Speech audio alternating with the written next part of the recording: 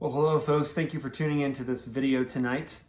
On behalf of the rest of the Young Life and WyldLife team here in Exeter, we hope that you are safe and that you are healthy and that you are finding creative ways to spend your time in these odd days that we're in right now. Guys, the coronavirus, there's no doubt about it. This is a really challenging time, and it's difficult to know what to do and what to think, and it's a little bit scary. Sometimes I even feel afraid and nervous, and other times I just feel more like I'm obsessed with information about COVID-19 and who's saying what about it and stuff like that. It definitely feels like we are in uncertain times, and it's a big challenge that we are all facing together. But I'm thrilled for the opportunity tonight to share with you what I hope will bring you some hope and some more positive things to think about in these days.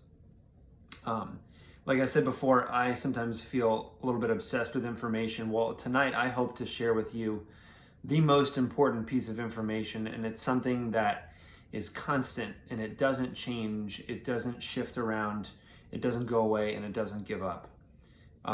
When things feel like they're going crazy, one of the first things that people usually try to do is find something that's constant. Pick something that doesn't change, that doesn't shift, and cling on to that. Some kind of an anchor or a compass, however you want to put it. Maybe if you're in a boat at sea, during a storm, and you look for dry land and you try to keep your eye on that and go, okay, that's where we're going, that's where we're going. But maybe if you can't see the land yet, but you have a compass and you know which way the land is, you focus on the compass and you remember that you have that compass and that it's going to point you to where you need to go. I know for me personally, when my wife and I first moved to this area 10 years ago, and when we first drove in the city of Boston, it was so challenging. We had no idea where we were going. Such a weird series of roads and highways and side streets and one-way streets to try to figure out it. It just felt like we were driving on horse trails that had cement covering them. It was a real challenge, but what was totally our compass in this time was a GPS on a smartphone. That is how we got through it. It was 100% our compass during that time. And I'm so thankful for God creating those geniuses who invented the smartphone and the GPS mobile app. It was a total lifesaver. It's so important in uncertain times like this to have some sort of compass and to know which way to go, something to turn to help us step by step.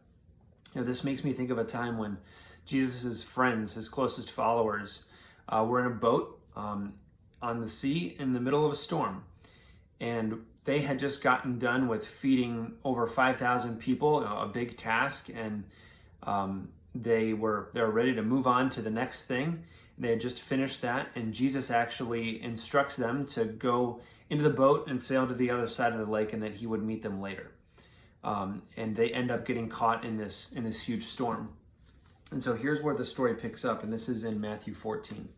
So it says, immediately after this, feeding the 5,000, Jesus insisted that his disciples get back in the boat and cross to the other side of the lake while he sent the people home. After sending them home, Jesus went up into the hills to pray by himself. Nighttime fell while he was there alone. Meanwhile, the disciples were in trouble far away from land, for a strong wind had risen, and they were fighting heavy waves. About 3 o'clock in the morning, Jesus came toward them, walking on the water.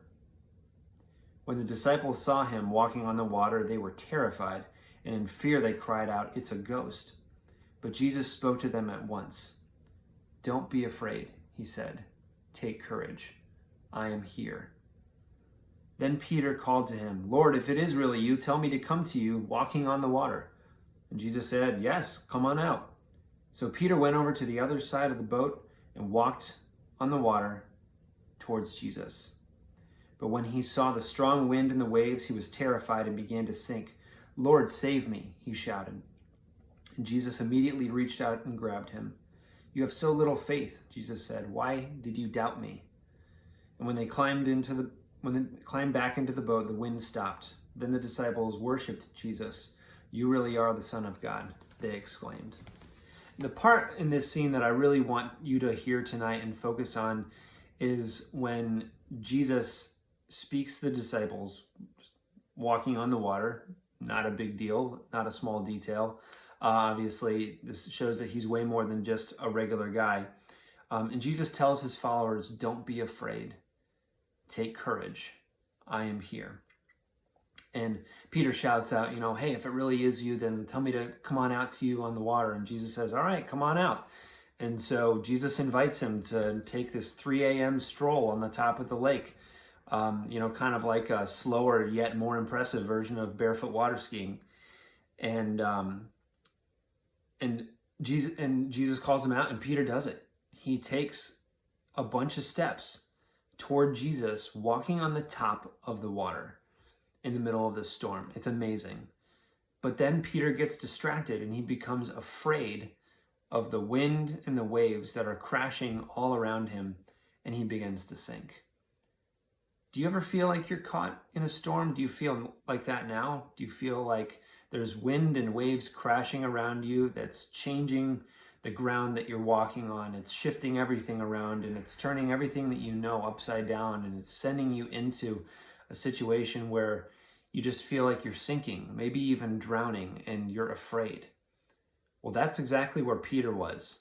But even in that midst of feeling like he was sinking and there was waves and wind crashing around him, Peter knew that he could call out to Jesus because he was so close. He was right there, even in the midst of that storm.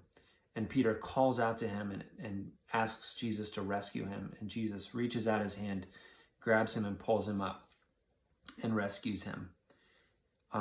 So friends, whether we feel like we can barely see Jesus at all, or whether he feels far away, or whether we're sinking and crying out for his help, we must cling to stories like this, because this story, this truth is our constant. Jesus says, don't be afraid. Take courage. I am here. Folks, what is your compass in the midst of the storm? What is your constant when everything else is shifting and changing around us? And what might it be like for you to ask Jesus to be your compass, your constant, to follow him and trust that he is the way? That's what a compass does. It points the way for us. Did you know that the first title ever given to Jesus in the book of Matthew is the name Emmanuel? And the name Emmanuel means God with us.